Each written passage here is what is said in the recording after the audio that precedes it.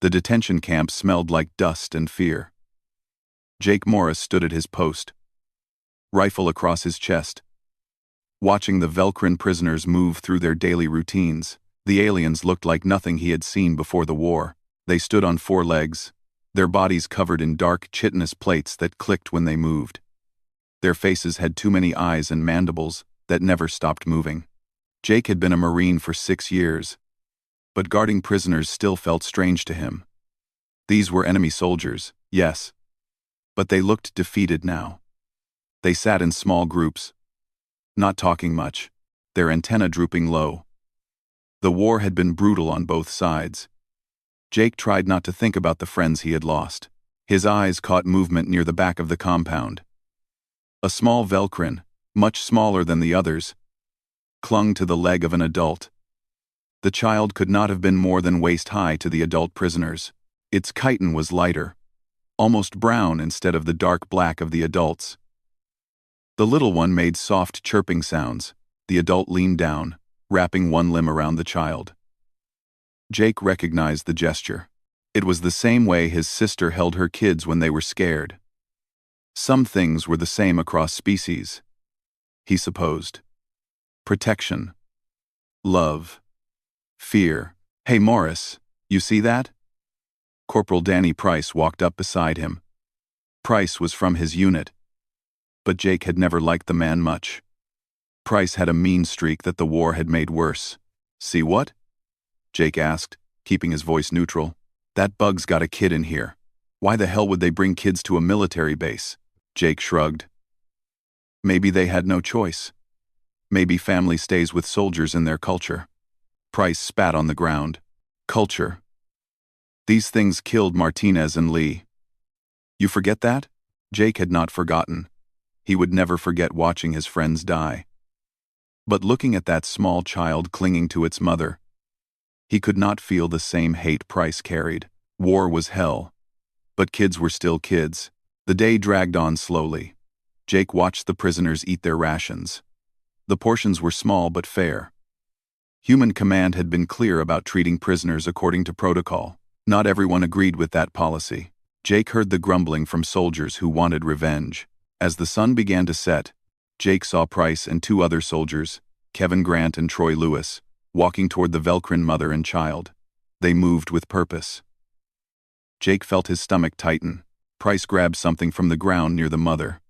It looked like a small bundle wrapped in cloth. What's this then?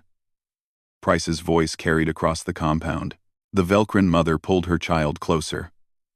She made clicking sounds that the translation device on Price's belt picked up. For my offspring. Extra food. Please. Extra food? Price laughed. You steal from our supplies and call it extra? He unwrapped the bundle. Inside were 3 nutrition bars, standard human rations. I not steal, I trade. The mother's translated voice was desperate. I trade my portion yesterday. My child is hungry. That's not how it works, Bug. Price tossed the food aside. You break the rules. There are consequences. Jake started walking toward them. Something in Price's tone sent alarm bells ringing in his head. Grant grabbed the child, pulling it away from the mother. The little Velcrin shrieked, a high-pitched sound that cut through the evening air. The mother lunged forward, but Lewis shoved her back. We're going to teach this one about following rules, Price said, rolling up his sleeves. Jake moved faster. Price, stand down. That's a kid. Price turned to look at him. It's an alien. It's the enemy. It's a child. Jake stepped between Price and the crying Velcrin youngling. You're not touching it. You going soft, Morris? These things would not hesitate to kill our kids. Maybe, Jake said quietly. But we're better than that. We follow the rules of war. We don't hurt children. Grant still held the struggling child. The mother was making desperate sounds, trying to reach her offspring. The other prisoners had gone silent, watching. Price's face turned red. You're really going to defend these bugs? I'm defending what's right. Jake kept his voice steady. Let the kid go. Someone needs to be punished, Price said. Someone broke the rules. If not the kid, then who? Jake understood what Price was really asking. The corporal wanted to hurt someone. Needed to take out his anger. Jake had seen it before. Good men turning cruel because war had broken something inside them. Me, Jake said. You want to punish someone? Punish me. The compound went even quieter. Price blinked. Surprise crossing his face. What? Ah, I'm volunteering. Let the kid go. You can take it out on me instead. Price studied him for a long moment. Then he smiled. But it was not a kind smile. You sure about that, Morris? I've got a lot of frustration built up. I'm sure. Just let the child go back to its mother. Grant released the small Velcrin. It scrambled across the dirt and wrapped itself around its mother's legs. The mother pulled it close. Her many eyes fixed on Jake. Your funeral, Price said. The first punch caught Jake in the stomach. He had been in fights before. Knew how to take a hit. But he did not try to defend himself. He had made a choice. Price hit him again. This time in the ribs, Jake felt something crack. Grant joined in, landing a blow on Jake's shoulder. Lewis kicked his legs out from under him. Jake went down hard, tasting dust and blood. They kicked him twice more before Lieutenant Karen Foster's voice rang out across the compound. What the hell is going on here? The beating stopped. Jake lay on the ground, pain shooting through his chest and back. Through blurred vision, he could see Foster striding toward them. Anger clear on her face. Price, Grant, Lewis, my office, now. Her voice could cut steel. The three soldiers walked away, leaving Jake on the ground. He heard footsteps approaching and looked up to see Foster kneeling beside him. Can you stand, Sergeant? Yes, ma'am. Jake pushed himself up slowly. Everything hurt. But nothing felt broken except maybe a rib or two. He had gotten off lighter than he expected. Medical tent. That's an order. Foster looked at him with an expression he could not quite read. What you did was either the bravest or stupidest thing I've seen in this war. Maybe both, ma'am. Foster almost smiled. Maybe both. As Jake limped toward the medical tent, he glanced back at the Velcrin mother and child. They had not moved. The mother was staring at him, her alien eyes unreadable. But the child had stopped crying. That was something, at least. Jake did not know if what he had done would matter in the long run. The war would continue. People would keep dying. But tonight, one child was safe. One mother did not have to watch her offspring suffer. In a war full of darkness, Jake had chosen to be a small light. He hoped it would be enough. 3 days had passed since the beating. Jake's ribs were wrapped tight in medical tape, and purple bruises covered his torso like a map of pain. The doctor had given him light duty, but Jake refused to take time off. He returned to guard duty the morning after his injuries were treated. Price and his friends had been officially reprimanded. They lost rank and pay for 2 months. It was not much of a punishment, and everyone knew it. Lieutenant Foster had wanted to do more, but command was reluctant to come down too hard on soldiers who were just letting off steam. That was what Colonel Brandon Hughes had called it, letting off steam. Jake did not complain. He had known the consequences when he stepped between Price and that child. Some things were worth the cost. The other soldiers treated him differently now. Some with respect, others with suspicion. A few called him a traitor, under their breath. Kevin Grant had shoved him in the mess hall yesterday, muttering something about bug lovers. Jake had kept walking. Fighting back would only make things worse. But the worst part was not the hostility from his own people. It was the attention from the Velcrin prisoners. They watched him now. All of them. Whenever he walked past their section of the compound, their eyes followed him. It made his skin crawl, even though he understood why. He had done something they had not expected from a human. The Velcrin mother was named Sela. Jake had learned that from the camp's translator database. Her child was called Kess. Sela held a position in their military, though the exact rank was hard to translate. The database listed her as something equivalent to a major or lieutenant commander. Important enough that her presence in a forward base had been unusual. Jake tried not to think about Sela and Kess too much. He had done what he thought was right. That was all. He did not need thanks or recognition. He certainly did not want to become friends with the enemy. But Sela kept watching him. Every time Jake walked past, her eyes tracked his movement. She never approached the fence, never called out to him, but she was always aware of where he was. Kess stayed close to her mother, but the child seemed less afraid now. Sometimes Jake caught the little one staring at him with what might have been curiosity.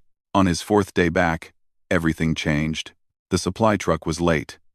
It happened sometimes. Bad roads, mechanical problems, attacks from Velcrin resistance fighters who had not gotten the word about the ceasefire. Whatever the reason, the prisoners' evening rations did not arrive on schedule. The Velcrin grew restless. They had been calm for weeks, accepting their situation with quiet dignity. But hunger changed things. Jake watched as small groups formed, talking in their clicking language. The camp's handful of translators could not keep up with all the conversations. "This could get ugly," said Private Lisa Ward, who was on duty with Jake that evening. "Hungry prisoners are dangerous prisoners. They're just scared," Jake said, watching the crowd grow larger. "They think we're going to starve them." "We should call for backup." Lieutenant Foster already did. "They're coming." But backup was 10 minutes away, and tension was building now. One of the larger Velcrin males started pacing near the fence, his mandibles clicking rapidly. Others joined him. The crowd surged forward, pressing against the barrier. Jake saw Sela trying to move away from the crowd, pulling Kess with her. But there were too many bodies, too much panic. The smaller Velcrin got caught in the press of larger ones. Kess made a frightened chirping sound. Then someone pushed from behind, and the crowd became a stampede. Velcrin prisoners surged toward the fence where the food was usually distributed. They were not attacking, just desperate and scared. But the effect was the same. Bodies crashed against bodies. Smaller prisoners went down. Jake saw Kess fall. The child disappeared under the crowd, trampled by its own people. He did not think. He just moved. Jake vaulted the barrier and dove into the mass of Velcrin bodies. They were taller than humans and heavier, their chitin plates hard as armor. Jake took blows from every direction as he pushed through the crowd. An elbow caught his already injured ribs. He bit back a scream.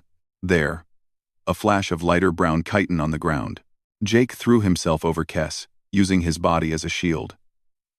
The Velcrin around him tried to move away when they realized what he was doing, but the crowd had its own momentum. Feet and legs crashed into Jake's back and sides. Something sharp cut his shoulder. His vision went white with pain. Then hands were pulling at him. Human hands. Backup had arrived. Soldiers waded into the crowd, using shields to push the Velcrin back. The stampede broke apart as quickly as it had formed. Jake lay on the ground, Kess still tucked beneath him. The child was making soft sounds, scared but alive. Jake carefully rolled off, checking for injuries. Kess seemed okay. Just shaken. Sela crashed through the dispersing crowd and scooped up her child. She held Kess close, checking every limb, running her mandibles over the child's chitin in what looked like a parent's frantic examination. When she was satisfied Kess was unharmed, she turned to Jake. He was still on the ground, bleeding from a gash on his shoulder. His ribs felt like they were on fire. But he managed a weak smile. "Kid okay?" he asked.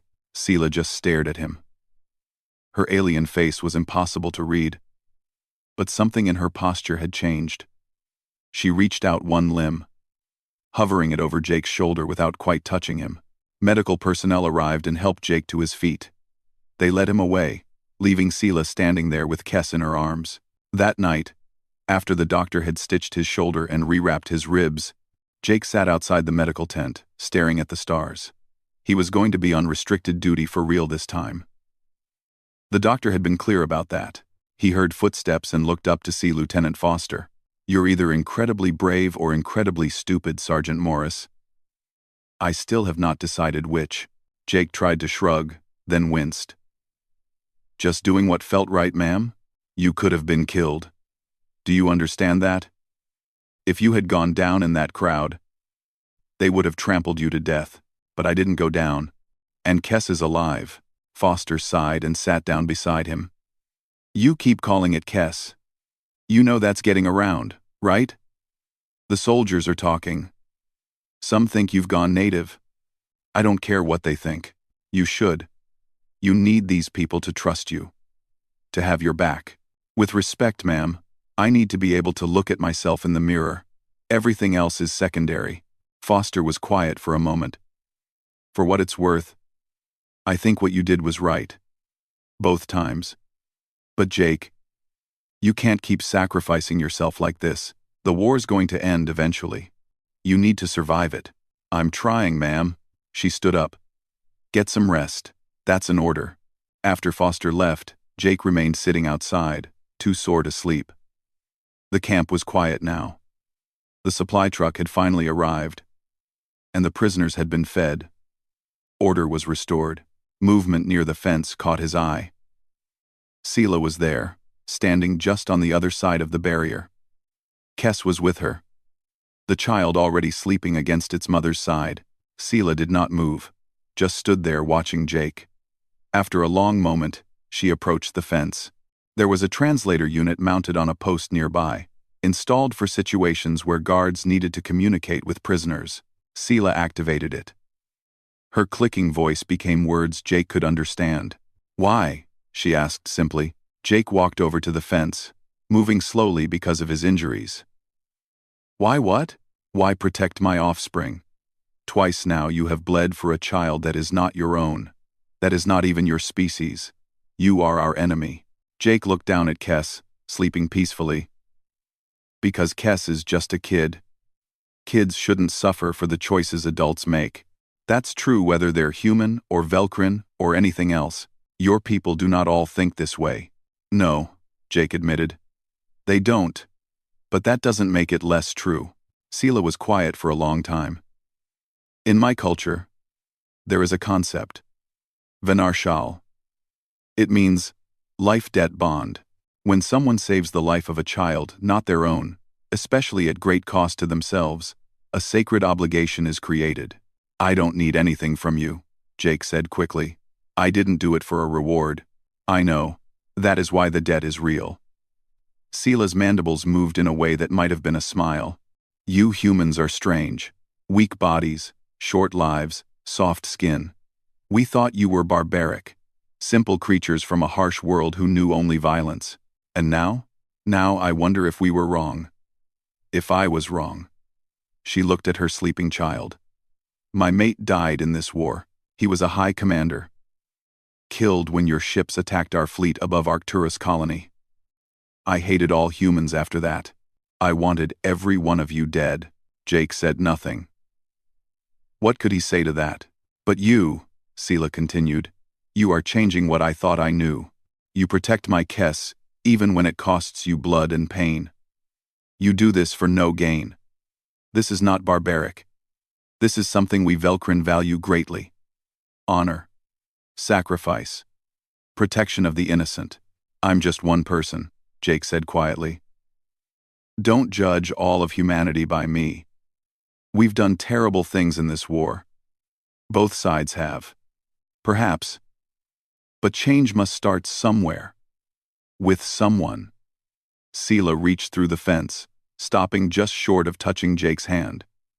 Thank you, Jake Morris, for my child's life. Twice over, she turned and walked away, carrying Kess back to their shelter. Jake watched them go, feeling something shift in his chest. It was not just pain from his injuries. It was something else. Something like hope. Maybe the war would not last forever. Maybe there was a chance for something better. 2 weeks after the stampede, news came that changed everything. The war was winding down. Not ending, exactly, but both sides were exhausted. Diplomatic channels that had been closed for months were opening again, and most importantly, there would be a prisoner exchange. Jake heard the announcement while on guard duty. Colonel Hughes himself delivered the news to the camp. Human prisoners of war would be returned from Velcrin space, and in exchange, The Velcrin soldiers in the detention camp would go home. The exchange would happen in 3 days. The prisoners reacted with cautious hope.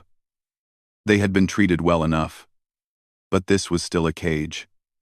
The chance to go home, to see family again, made them almost cheerful. Jake watched as they talked among themselves, their clicking conversations full of energy for the first time since he had been assigned here. Sela's reaction was different.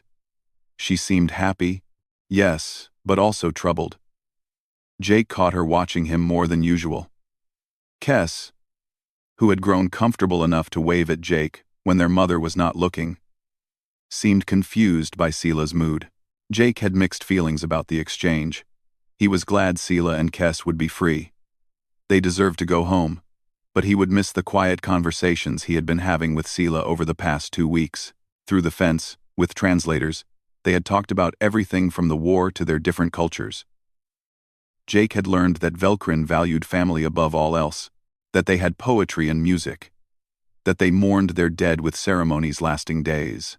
In return, Jake had told Sela about Earth, about oceans and mountains, about human history and art.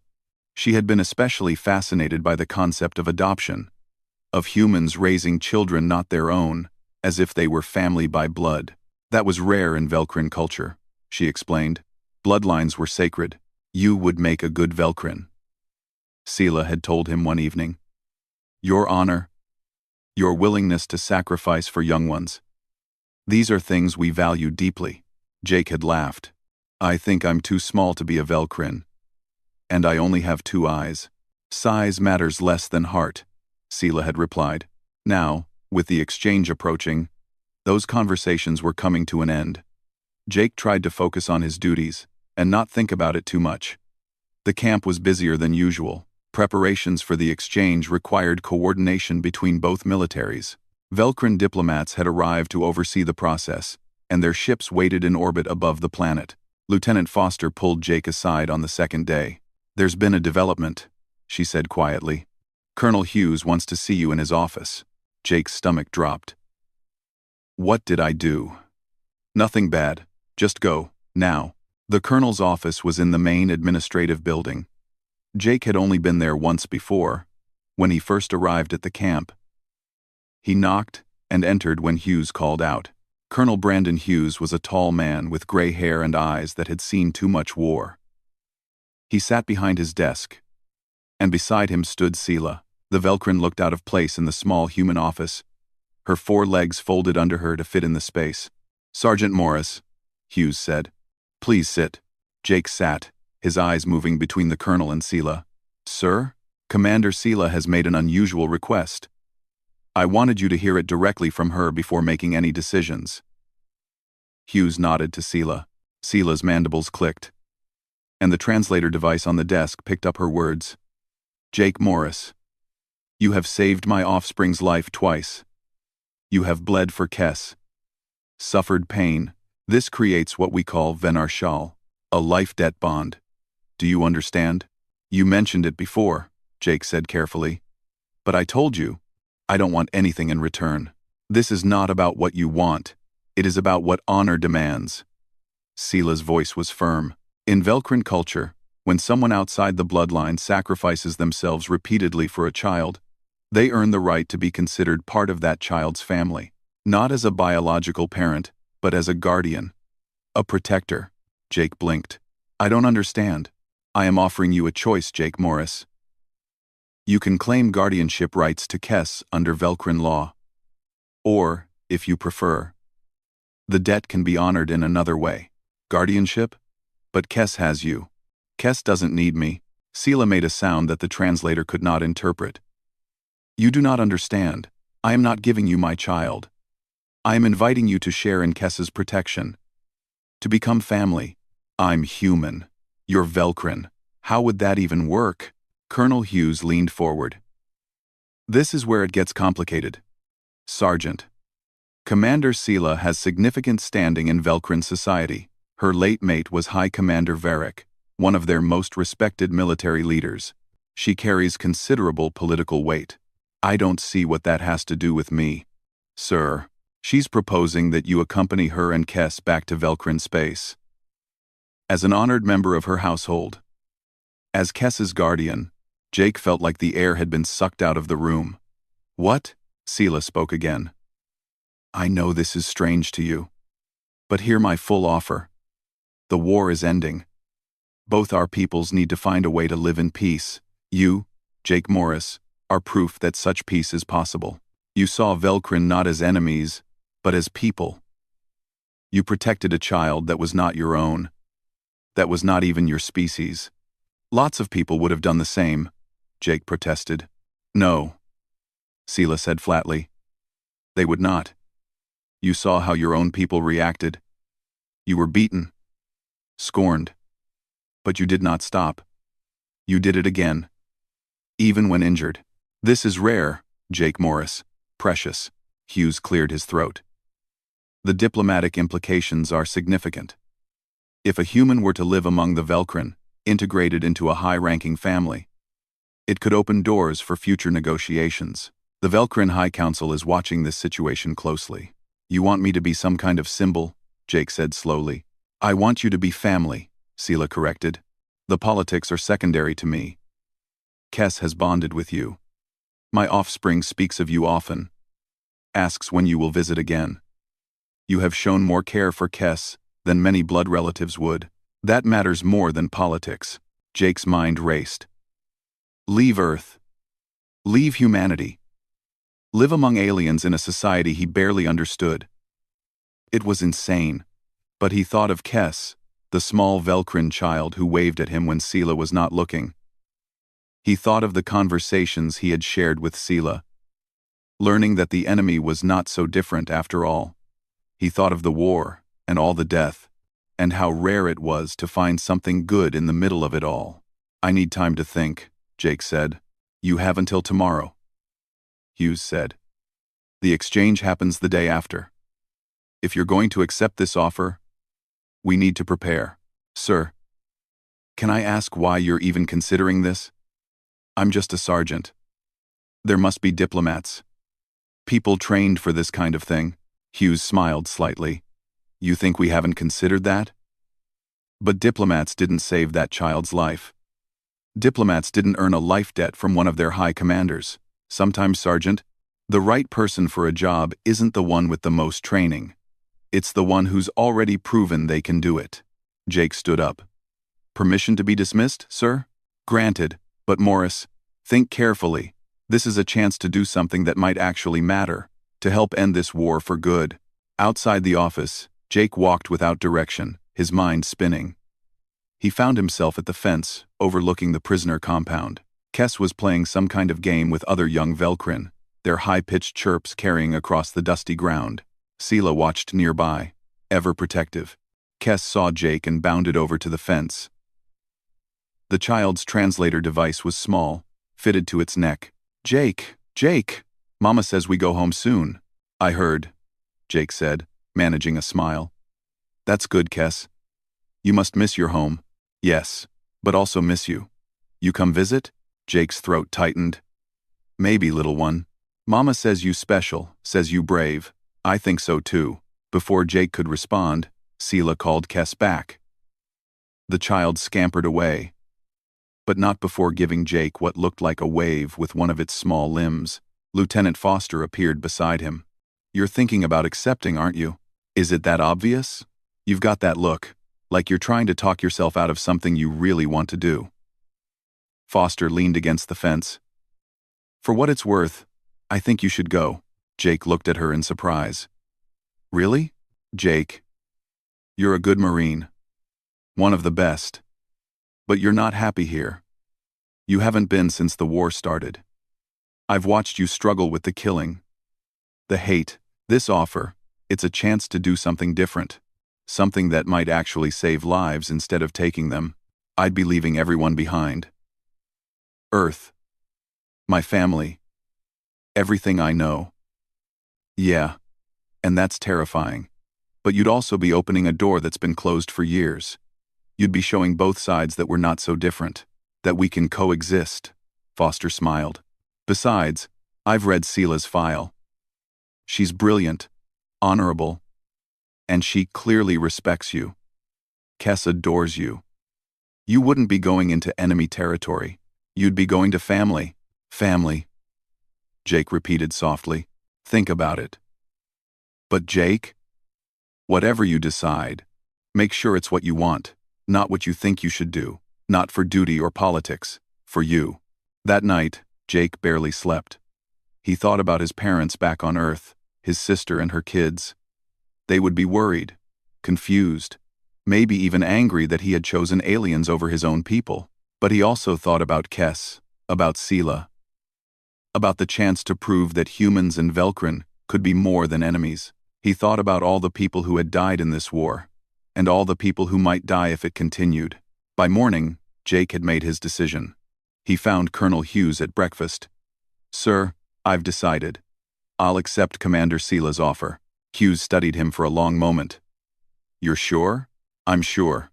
Then we have a lot to prepare. You'll officially be designated as a cultural liaison. You'll report back on Velcrin society, anything that might help future peace negotiations. But your primary role is exactly what Sela described: guardian, family member, bridge between our peoples." "I understand, sir." "Good. Then let's make history." Sergeant Morris. The day of the exchange arrived with clear skies and tension thick enough to cut. Jake stood in his dress uniform, his few personal belongings packed in a single bag. The human prisoners returning from Velcrin captivity would arrive first. Then the Velcrin would board their transport ships. Jake would board with them. The ceremony was formal and brief. Colonel Hughes shook Jake's hand and wished him luck. Lieutenant Foster hugged him, which surprised Jake and made his ribs hurt. Other soldiers watched from a distance, their expressions ranging from respect to disgust. Danny Price was there, glaring at Jake like he was a traitor. Jake did not care anymore what Price thought. The returning human prisoners looked thin and tired, but alive. They stumbled off the Velcrin transport ships, blinking in the sunlight. Medical teams rushed forward to help them. Jake watched families reuniting, saw tears and laughter mixed together. This was what the exchange was really about: getting people home. Then it was the Velcrin prisoners' turn. They formed orderly lines, moving with military precision despite their weeks of captivity. Sela walked with Kes at her side. When she passed Jake, she stopped. "You are ready?" she asked through her translator. "As ready as I'll ever be." "Good. Stay close to me during boarding. Some of my people will not understand why a human is with us. I will explain, but there may be resistance." Jake had expected that. He followed Sela and Kes toward the waiting transport ship. It was massive, its dark hull gleaming in the sun. Velcrin design was all sharp angles and efficient lines, nothing like the rounded human ships Jake was used to. At the boarding ramp, a Velcrin officer stopped them. His chiton was decorated with marks that probably indicated rank. He clicked something at Sela, his tone aggressive. Sela clicked back, her voice sharp. The officer's eyes moved to Jake, and his mandibles spread in what might have been shock or anger. More rapid clicking followed. "He says humans are not permitted on military vessels," Sela translated for Jake.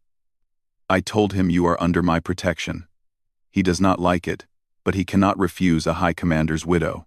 The officer stepped aside, but Jake felt the hostility radiating from him. This was going to be harder than he thought. Inside the ship, everything was designed for beings larger than humans. The ceilings were high, the corridors wide. The lighting was different too, more blue-white than the yellow Jake was used to. It made everything look cold and strange. Sela led him to a section of the ship set aside for families. Her quarters were larger than the others, a recognition of her late mate's status. 2 rooms connected by a common area. The furniture was low and angular, made for Velcrin bodies.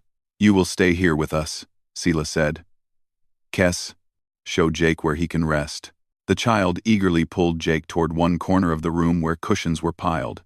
They were harder than human bedding, but Jake figured he would adapt. "This okay for you?" Kes asked, the child's translator rendering excitement in its voice. "It's perfect, Kes. Thank you." The ship departed an hour later. Jake felt the engines rumble to life, felt the slight pull as they lifted from the planet's surface. Through a viewing port, he watched the human colony shrink below him. Somewhere down there were people he had served with, fought beside. Now he was leaving them behind. Sela joined him at the port. Regrets? Some. But I made my choice. Good, because there is no going back now. The journey to Velcrin Prime will take 3 weeks. You will need to learn our customs, our language, basic things at least. I will teach you. The first week was the hardest. Jake struggled with everything from the food to the gravity to the social customs. Velcrin ate things that looked like nothing Jake had ever seen. Some of it made him sick. Sela found alternatives that his stomach could handle, but he still went to bed hungry most nights. The language was worse. Velcrin communication involved clicking sounds Jake's mouth was not designed to make. Sela taught him a simplified version. Sounds humans could approximate. It was like learning to speak with rocks in his mouth. But Kes helped. The child was patient, repeating words over and over, until Jake got them mostly right. Kes thought it was hilarious when Jake mangled the pronunciation. The child's laughter sounded like wind chimes. You say it like this, Kes would demonstrate. Not like dying grok beast. What's a grok beast? Big animal. Makes terrible sounds when dying. You sound like that when you talk. Jake laughed despite himself. At least the child was honest. The other Velcrin on the ship were less friendly. Most ignored Jake completely. A few openly glared at him when he passed in the corridors. One soldier, a large male named Thek, seemed especially hostile. Thek made comments in Velcrin that Jake's translator could not quite catch, but the tone was clear enough. Sela warned Jake to avoid Thek. He lost his entire squad to human forces. He sees you as the enemy. Nothing I say will change that. Stay away from him. Jake tried to stay close to Sela and Kes, but the ship was large, and sometimes he had to venture out alone. On the 10th day of the journey, Jake was returning from the waste facilities when he ran into Thek in a narrow corridor. The large Velcrin blocked his path. Human, Thek said, his translator making the word sound like a curse. You do not belong here. I'm a guest of Commander Sela, Jake said calmly. You are a pet. A curiosity. When we reach Velcrin Prime, the Council will reject this foolishness. You will be imprisoned or executed. Maybe. But until then, I'm going back to my quarters. Please move. Maybe. Thek did not move. You think saving one child makes you special? You think we will forget what your kind has done? The cities you destroyed? The families you murdered? Jake's jaw tightened. I haven't forgotten what your kind did either. But I'm here because I believe we can be better than that. Both of us. Weak human philosophy. We Velcrin understand strength, power.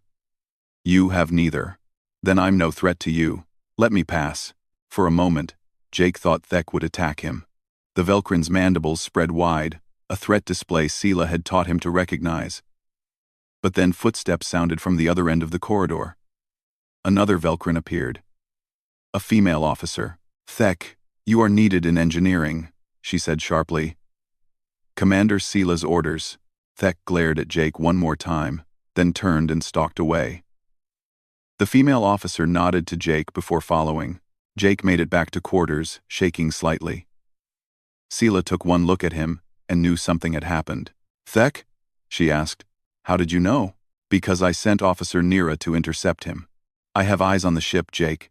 I knew he would try something. He is predictable in his hate. Will there be others like him? Yes, many others. The Velcrin Council is divided on whether peace with humans is even possible. Your presence will force them to confront that question. Some will see you as I do, as proof we can coexist. Others will see you as an insult, a human living among us as family. Jake sat down on his cushions. Maybe this was a mistake. No. Sela's voice was firm. This is difficult. Yes. But necessary. Change always meets resistance. The question is whether you are strong enough to face it. I'm not a fighter. Not like that. You are stronger than you think. You stood up to your own people to protect my child. You survived a beating and a stampede.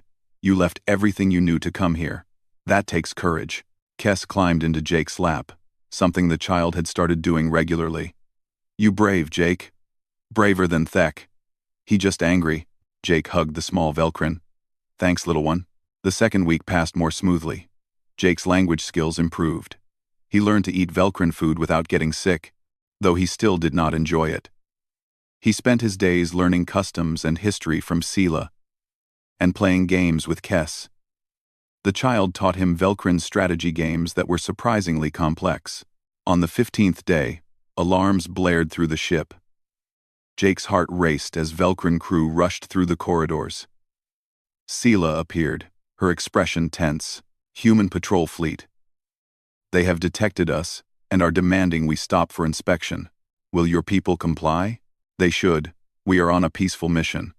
But tensions are high. One wrong move, and this could become a battle. Jake followed Sela to the command deck. The captain, a grizzled veteran named Korix, was speaking rapidly with his crew. On the view screen, 3 human destroyers flanked the Velcrin transport. They are hailing us, the communications officer reported. Answer them, Korix ordered. He noticed Jake and scowled, but Sela's presence kept him from complaining. The human commander appeared on screen. Captain Ryan Fletcher, according to his uniform. He looked young for his rank. Velcrin vessel. You are in neutral space but near human patrol routes. State your purpose. Korix began to respond, but Jake stepped forward. Captain Fletcher. My name is Sergeant Jake Morris. United Earth Marine Corps. I'm aboard this vessel as a diplomatic liaison. Fletcher's eyes widened. Sergeant Morris? We received word about a Marine joining a Velcrin household. But we didn't expect to encounter you this soon. Can you confirm you're here, of your own free will? I can confirm. I'm accompanying Commander Sela and her child to Velcrin Prime as part of a cultural exchange program. We're no threat to human forces. Understood. But I need to follow protocol. Can the Velcrin captain confirm this? Korix clicked reluctantly. The human speaks truth. We carry no weapons beyond defensive systems. We are a transport vessel, returning from prisoner exchange. Fletcher studied them for a long moment. Very well. You're clear to proceed. Sergeant Morris. Good luck with your mission. Earth is watching. The transmission ended. The tension on the bridge eased. Korix turned to Jake, his expression unreadable. You prevented conflict, he said finally. Perhaps Sela was right about you. It was not quite acceptance, but it was a start. The final week of the journey was calmer. Word spread through the ship about how Jake had negotiated with the human patrol. Some Velcrin started treating him with cautious respect. Others remained hostile, but they kept their distance. Jake spent more time with Sela and Kess, learning about the world he was about to enter. Velcrin Prime was ancient. Its cities built over thousands of years. The council met in a structure older than human civilization. Tradition was everything. When we arrive, you will be presented to the council, Sela explained. They will question you, test you. They need to determine if the Venershal bond is legitimate. And if they decide it's not, then you will be sent back to human space. Or imprisoned. Or worse, depending on who holds more influence that day. That's comforting. Sela's mandibles moved in her version of a smile. I will not let them harm you. Jake Morris. You are family now. I protect my family. When Velcrin Prime finally appeared on the view screen, Jake's breath caught. The planet was beautiful, covered in purple vegetation and silver oceans. Cities glittered on the surface like jewels. This would be his home now. For better or worse, Kess pressed against Jake's side. Welcome home, the child said softly. Jake put his arm around Kess. Welcome home, he repeated, hoping it would be true. Velcrin Prime was nothing like Jake had imagined. The capital city, Korathal, stretched for miles in every direction. Buildings rose like crystalline mountains, their surfaces reflecting the purple sky. Velcrin moved through the streets in organized streams, their chitinous bodies clicking in rhythm with their steps. Everything was orderly, efficient, and completely alien. Jake stayed close to Sela and Kess as they made their way through the city. Velcrin stopped to stare at him, some with curiosity, others with open hostility. Children pointed and chirped questions to their parents. Jake tried to ignore the attention and focus on walking without tripping over his own feet. Sela's home was in the administrative district, a building that spoke of wealth and status. Inside, the rooms were large and filled with items Jake could not identify. Art, maybe, or religious objects. Sela showed him to a room that would be his. "Rest today," she said. "Tomorrow, we go before the council. You will need your strength." That night, Jake could not sleep. He lay on the hard Velcrin bed, staring at the ceiling, wondering what he had gotten himself into. Through the wall, he could hear Kess's soft breathing. The child had adapted quickly to being home, but for Jake, this was the real beginning of his journey. Morning came too soon. Sela, dressed in formal attire, her chiton polished until it gleamed. She gave Jake clothing appropriate for a council appearance. It was designed for humans, which surprised him until Sela explained she had it made during the journey. "You must look the part," she said. "Not as a prisoner or curiosity, but as family. As someone worthy of respect." Kess wanted to come, but Sela forbade it. "This is too important, too dangerous. You stay here with Nira." The officer who had helped Jake on the ship had come to serve as Sela's aide and Kess's guardian during their time at council. The council building was enormous, ancient stone carved with symbols Jake did not recognize. Inside, the halls echoed with clicking voices. Velcrin officials moved with purpose, barely glancing at Jake. But he knew they saw him. Whispers followed in his wake. The council chamber was circular, with seats rising in tiers around a central platform. Dozens of Velcrin filled the seats, all wearing marks of rank and authority. At the highest tier sat 5 figures larger than the others, their chiton decorated with precious metals. The High Council, the true power of the Velcrin Empire. Sela led Jake to the center platform. She stood tall and proud. Jake tried to do the same, though his knees felt weak. One of the High Council members leaned forward. Her voice boomed through the chamber. "Commander Sela, widow of High Commander Varric, you bring a human before us. Explain." Sela bowed, a gesture of respect but not subservience. "Honored Council, I present Jake Morris, human of Earth. He has earned Venarshal with my offspring through repeated acts of sacrifice and protection. I claim him as family, under ancient law." Murmurs rippled through the chamber. Another council member, male and scarred, spoke up. "Venarshal has never been claimed for an alien. The law was written for Velcrin, protecting Velcrin young." "The law does not specify species," Sela replied calmly. "It speaks of sacrifice, of blood given freely for offspring not one's own. Jake Morris has bled twice to protect Kess. He has taken beatings, endured a stampede, risked his life without hesitation. These are the requirements of Venarshal." A third council member, younger than the others, leaned forward with interest. "Tell us what happened, Commander. We have read reports, but we would hear it from you." Sela described the first incident, when Jake had taken a beating meant for Kess. She described the stampede, when Jake had thrown his body over her child. Her voice never wavered, but Jake heard the emotion beneath her words. Pride, gratitude, love. When she finished, the chamber was silent for a long moment. Then Thek stood up from where he sat among the lower council members. Jake's stomach sank. Of course Thek would be here.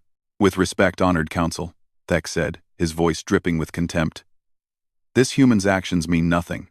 Humans are violent by nature. He probably caused the situations he claims to have saved the child from. This is a trick, a way to infiltrate our society." "I saw what happened," Sela said sharply. "Jake Morris had nothing to do with starting either incident. He intervened when others would not." "So you claim, but you are emotionally compromised. Your judgment cannot be trusted." The female High Council member raised one limb for silence. "War Marshal Thek raises a point we cannot ignore. How do we know this human's intentions are pure? How do we know this is not a human plot? Jake's heart raced. This was going badly. But before Sela could respond, he stepped forward. May I speak? His voice echoed in the chamber, too loud. The council members exchanged glances. Finally, the female leader nodded. The human may speak. Jake took a deep breath. Honored council, I understand your suspicion. If a Velcrin had appeared among humans claiming friendship, we would doubt them too. The war has taught both our peoples to fear each other. But I'm not here as a spy or a trick. I'm here because I made a choice. When I saw Kess in danger, I didn't think about politics or species. I just saw a child who needed help. That's all. Noble words, Thex sneered. But words are easy. Actions under pressure reveal true character. The scarred council member leaned forward. An interesting point. Perhaps we should test this human's character. If he truly values the child's well-being above his own, let him prove it. What do you suggest? The female leader asked. A trial of worth. Ancient tradition. The human must protect Kess from a simulated threat. If he succeeds, we accept the Venarshal bond. If he fails or refuses, we reject it. Sela's mandibles spread in alarm. That is too dangerous. Kess should not be put at risk. The trial uses only simulations and light constructs, the scarred one replied. The child will not be truly harmed. But the human will not know that. His response will show us his true nature. The council voted quickly. The trial was approved. Jake felt sick. He was going to be tested. And Kess would be the bait. They were taken to a training facility beneath the council building. The room was large and empty, with walls that shimmered like liquid metal. Kess was brought in, looking confused and scared. Nira stood at the edge of the room with Sela, both forbidden from interfering. Jake? Kess's small voice trembled. What happening? It's okay, little one. It's just a test. Stay close to me. The room's walls began to shift. Shapes formed from the liquid metal. Creatures, angular and threatening, moved toward them. They looked like nothing Jake had seen before. Nightmares, given form. Jake positioned himself between Kess and the creatures. His heart hammered. Sela had said the threat was not real. But his body did not believe that. Every instinct screamed danger. The first creature lunged. Jake grabbed Kess and rolled aside. The creature's claws passed through empty air. Jake's mind raced. He had no weapons. Nothing but his body and his wits. Another creature came from the side. Jake shielded Kess with his back. Pain exploded across his shoulders as the creature struck. It felt real. Too real. Jake gritted his teeth and held his ground. Run to your mother, he told Kess. But you, I'll be fine, go. Kess hesitated, then scrambled toward Sela.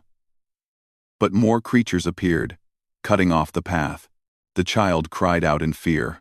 Jake did not think. He ran forward, putting himself between Kess and the new threats. Claws raked across his chest. His vision blurred with pain, but he stayed standing. Arms spread wide to cover as much space as possible. The creatures pressed closer. Jake's legs shook. He was going to fall. But if he fell, the creatures would reach Kess. He could not let that happen. He thought of the beating in the camp, of the stampede, of every moment that had brought him here. He had not come this far to fail now. With a roar that surprised even himself, Jake charged the nearest creature. His fist connected with solid light. The creature dissolved. Others closed in. Jake fought with everything he had. Not trying to win. Just trying to hold them back. Just trying to protect Kess. Time lost meaning. There was only pain and movement, and the small form of Kess behind him. Jake's body screamed for him to stop. To give up. He ignored it. Then suddenly, the creatures vanished. The walls returned to normal. Jake collapsed to his knees, gasping for breath. Blood ran from cuts on his arms and chest. He looked back at Kess. The child was unharmed. Relief flooded through him. You okay? He managed to ask. Kess ran to him, wrapping small limbs around his neck. You saved me again. You always save me. Sela was there, helping Jake stand. Her eyes were bright with emotion. You knew the trial was not truly dangerous. But you fought as if it were real. You bled for Kess again. The council members descended from the observation platform. The female leader approached Jake. Her expression unreadable. We have seen enough, she said. Your actions speak louder than any words. You protected the child without hesitation, despite your injuries, despite having no chance of victory.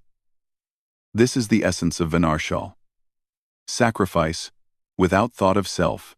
Deck stepped forward, his mandibles tight. This proves nothing. Silence. War Marshal.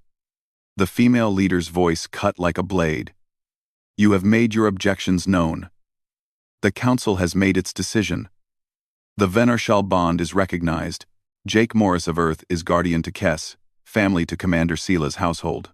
The pronouncement echoed through the chamber. Jake barely heard it.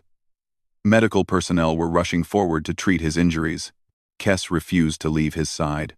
Later, after his wounds were tended, Jake sat with Sela in a private chamber. The council had adjourned for deliberation on the larger implications of their decision. You were magnificent, Sela said quietly. You have given me something I thought impossible. What's that? Hope. She looked at him with her alien eyes. And Jake saw genuine affection there. You showed the council that humans can value Velcrin lives. That you can love our children as your own. This changes everything. I don't understand. Sela stood and walked to the window overlooking the city. I have been planning this since the moment you first protected Kess. I watched you. Studied you. Learned that you were genuine. When the prisoner exchange was announced, I saw an opportunity. Not just to honor a debt, but to change the future. You brought me here for more than just family. Yes, and no. She turned back to him. I brought you here because you are family. Because Kess loves you. And you have earned that love through sacrifice. But I also brought you here to show my people that peace is possible. That we can trust humans. That we can build something better than endless war. One person can't change a war. No, but one person can start a change that grows. Sela's mandibles moved in determination. Tomorrow, I will propose to the council that formal peace negotiations begin with humanity. I will use our family, our bond, as proof that it can work. Will you stand with me? Jake thought about everything he had been through. The beatings, the fear, the pain, but also the moments of connection, the growing love for Kess, the friendship with Sela.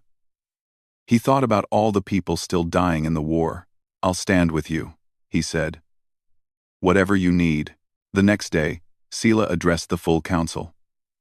Jake stood beside her. Kess between them. Sela spoke of the cost of war, of the lives lost on both sides. She spoke of her mate, killed by human weapons. She spoke of her hatred and her thirst for revenge. And then she spoke of Jake. This human could have ignored my child's suffering. He could have joined those who tormented us. Instead, he chose mercy. He chose sacrifice. He showed me that humans are not the monsters I believed them to be. If one human can be this honorable, perhaps others can too. Perhaps peace is not a dream but a possibility. She turned to the council. I propose we open formal negotiations with the human government. I propose we use what Jake Morris and I have built as a foundation. A bridge between our peoples. The debate that followed was fierce. Thek and his faction argued against it. Others supported Sela's position. The younger council members seemed especially moved by Jake's trial. They had seen a human fight to protect a Velcrin child. That image was powerful. Finally, the vote came. It was close, but it passed. Peace negotiations would begin. The chamber erupted in clicking voices, some celebrating, others protesting. Jake stood quietly, overwhelmed by what had just happened. A simple act of protecting a child had grown into this, a chance for peace. Sela placed a limb on his shoulder. You have done something extraordinary, Jake Morris. You have shown both our peoples that we can be better than our worst impulses. We did it together, Jake replied. You took the risk of bringing me here. You put your reputation on the line, because you made it possible. Because you proved worthy of that risk. She looked down at Kes, who was clinging to Jake's leg. And because you have been the guardian my child needed, the guardian I needed. Kes looked up at both of them. We family now? Real family? Sela and Jake answered together. Yes. The negotiations would take time. There would be setbacks and challenges. Some on both sides would resist, but the door was open now. And standing in that door was a human marine and a Velcrin widow and the child they both loved. 3 weeks later, Jake was officially appointed as humanity's first ambassador to Velcrin Prime. The role was ceremonial at first, but it was real. He spent his days learning more about Velcrin culture, teaching them about human ways, and slowly building trust. Evenings, he spent with Sela and Kes. They would sit together, sharing meals, telling stories, playing games. Kes's language skills were improving rapidly. The child had started teaching Jake Velcrin poetry, which was surprisingly beautiful even in translation. One evening, as the purple sun set over Korathal, Kes asked Jake a question. You miss Earth? Jake thought about it. Sometimes. I miss my family there. The food, the way the sky looks. You regret coming? No. Jake pulled Kes close. I have a family here too. A purpose. I'm exactly where I'm supposed to be. Sela joined them at the window. The first human diplomatic ship arrives next week. Your people are sending representatives to begin formal talks. That's good. Yes. And it is terrifying. She made a sound that might have been a sigh. So much could still go wrong. Then we make sure it goes right. Jake looked at her. Together. Together. Sela agreed. Kes chirped happily. Together. In the distance, ships moved across the purple sky. Some were Velcrin, some were human. They flew in formation, practicing the cooperation that would be needed for peace. It was a small thing, but it was a start. Jake Morris had taken a beating for an enemy's child. He had thrown his body over that child in a stampede. He had left behind everything he knew to become family to aliens. And now, somehow, impossibly, he was helping to bridge two civilizations. The war was not over. Peace was not guaranteed. But standing there with Sela and Kes, watching the ships fly together, Jake felt something he had not felt in a long time. Hope. The future was uncertain. But it was theirs to build. Human and Velcrin, working together.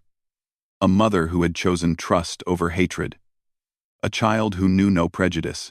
And a Marine who had learned that sometimes the bravest thing you could do was choose compassion over violence.